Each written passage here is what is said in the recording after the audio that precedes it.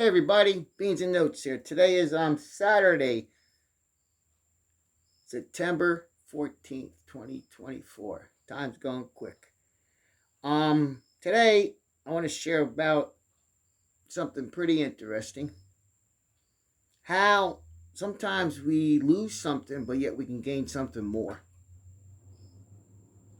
Okay, so I'm just trying to think how I want to go about doing this. First and foremost, I want to share Beans and Notes is a specialty, freshly roasted specialty coffee business that's starting up. Okay, I had a dream and a vision of doing this. Never drank coffee before until I drank specialty coffee, and the goal, the why of doing this is twofold. One, to build a mortar and brick place, a music venue, coffee venue. That's where the notes come in. Actually, coffee is that way too. And 15% of what we do will go towards trusted foundations to help people that were caught in sex trafficking and to give them a fresh start in life. So Beans' Note is a coffee with a fresh start. So let's talk about notes now. And we're going to talk about Leo Fender. How Leo Fender became an icon. How he became a pioneer that influenced plenty of people. I know me, I got a Tele and a Strat. How did this all happen? Well, I'm going to share that with you. Okay, Clarence Leonidas Fender was born in 1909, and the Fenders were based in Orange County in Los Angeles. He was born in a barn, and his parents were in agriculture. At the age of 8, Fender developed a tumor in his left eye, resulting in the eye being removed and being replaced with a glass eye, making him ineligible for the draft for World War II later on in life. He's working on one eye, too. That's pretty interesting. Staying true to his character, Leo worked until the day of before his death, doing exactly what he loved. Did you hear that? He was doing he was working to the day he died, doing what he loved. Let me keep going. It's like a rabbit trail off the bat right now. Young Leo started work, and he was an accountant. But his hobby was electronics, his passion. He took a few piano lessons before trying saxophone, but wasn't serious. And he never played guitar. Wow. Well, he lost his accountant job during the Depression. And actually, he just got married. And in 1938, the 29-year-old Leo opened his first radio repair shop in Fullerton. Today we throw this stuff away. Leo busied himself assembling a few PA systems that he hired out to sports gatherings and dances, and he met local musicians at the new store.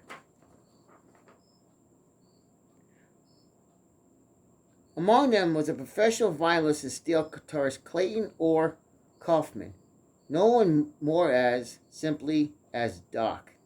Leo and Doc set up as K&F and made electronic steels and small amps in the back of the radio store.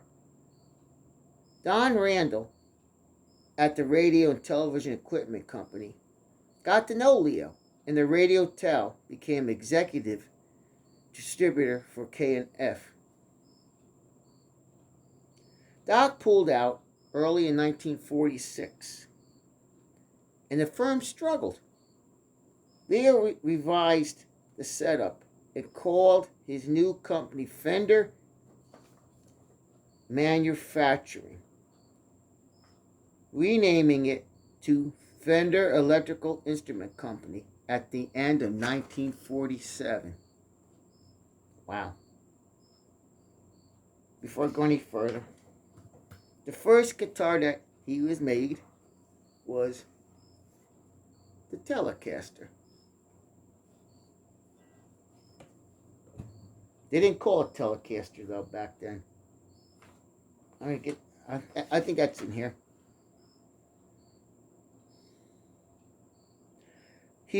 Telecaster was actually called Broadcaster, and they got in trouble for it by I think it was an amplifier company, another music company, who sued them because they were using their name. So then it became Nocaster, and then came Telecaster. So let's go back to where I'm at. Fender designed the company's icon early instrument, the Fender Telecaster.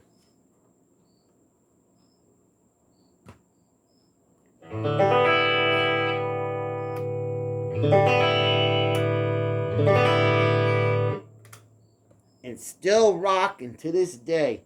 How many people copy that body style, huh? I want that sound. Okay. First mass-produced solid power electric cup. Then came the Stratocaster. This ain't plugged in.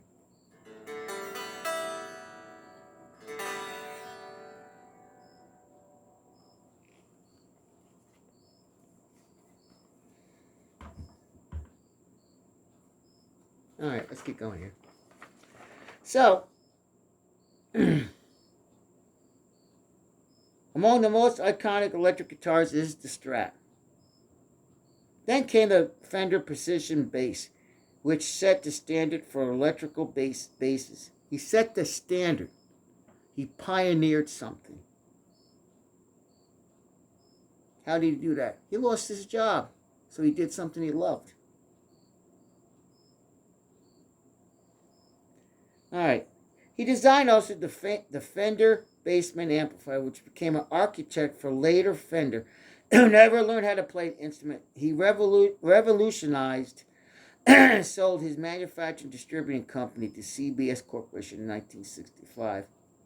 Sad thing. Because of his failing health. Corporations suck. When his physical condition improved a few years later, he returned to the company as design consultant and continued to indulge his entrepreneur inclinations until well the 1980s. The first Fender guitar owner was, according to history records and accounts, the first musician to own a Fender guitar was Merle Travis, an American country western musician. Travis was a prominent figure in the development of the solid body electric guitar in his collaboration with Leo Fender, the founder of Fender Electric Instrument Manufacturing Company. He played a significant role in shaping the early design of Fender guitars. Thanks, Merle. I love my Tele. I love my Strat. In the late 1940s, Travis, who was a friend and acquaintance of Leo Fender, approached him with ideas for a solid body guitar. Travis has been experimenting with various designs, including a solid body guitar built by Paul Bigsby, a custom guitar maker. Fender was impressed by Travis's ideas and incorporated some of his concepts into the design of the new Fender solid body guitar, which would later become known as, again, our Telecaster. I can tell you I love my Tele. Blondie. I was never partial to blondes until now. Travis was one of the first musicians to own and play a Fender guitar, and his influence of the early development of the Fender instrument is well documented, associated with Fender input. Okay, I think I just read that. Okay, Fender, and his input, the design of the Telecaster, helped pave the way for iconic guitars, widespread adoptions by musicians across various genres. And I will get to that later. I have Telecaster players and Stratocaster players. And I'll get that to another day.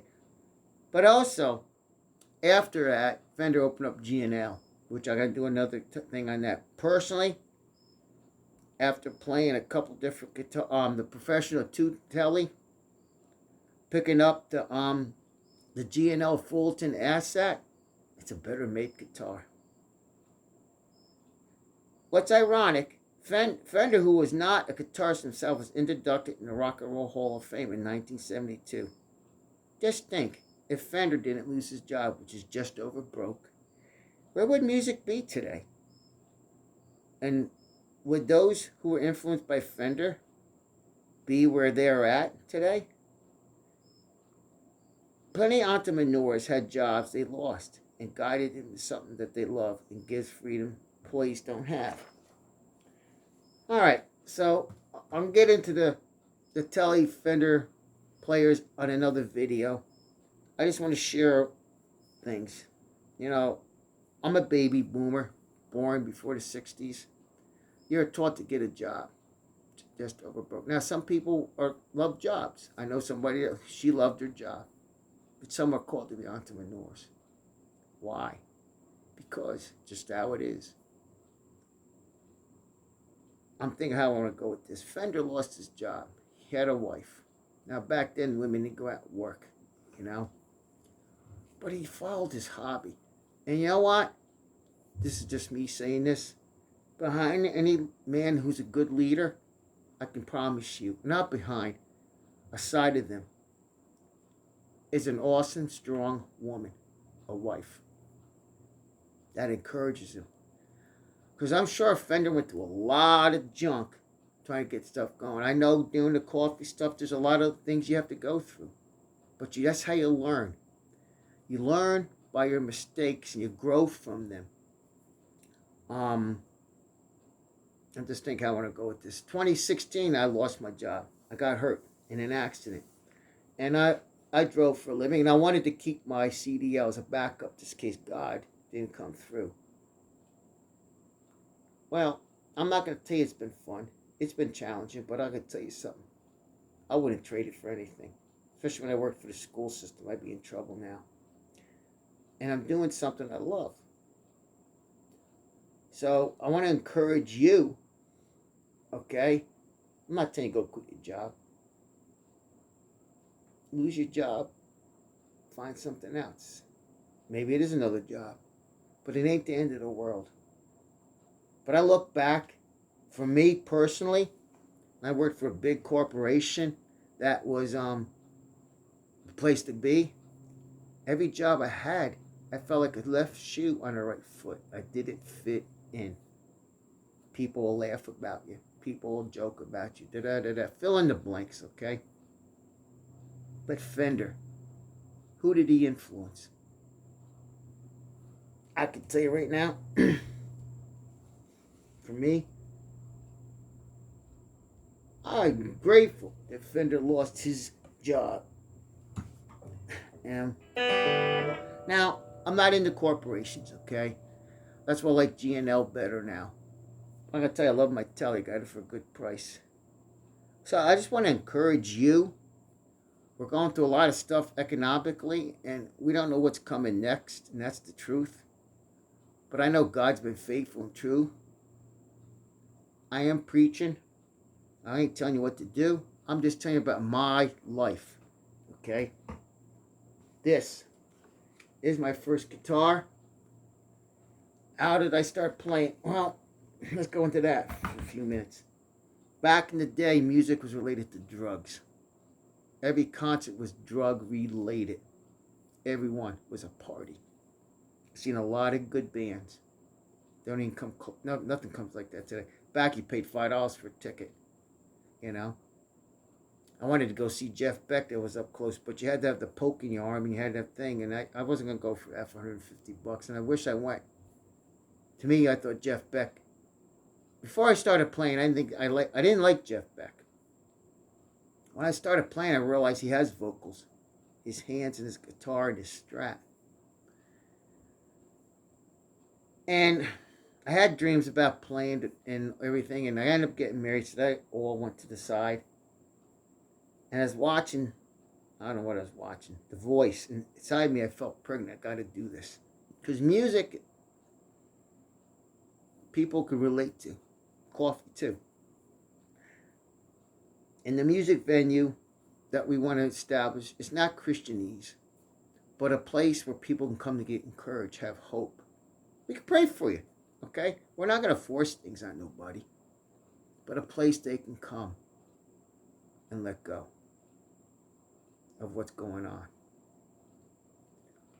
on. This is off the cuff now. What I can say is,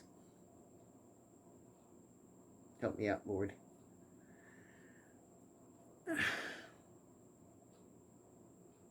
Follow your passion.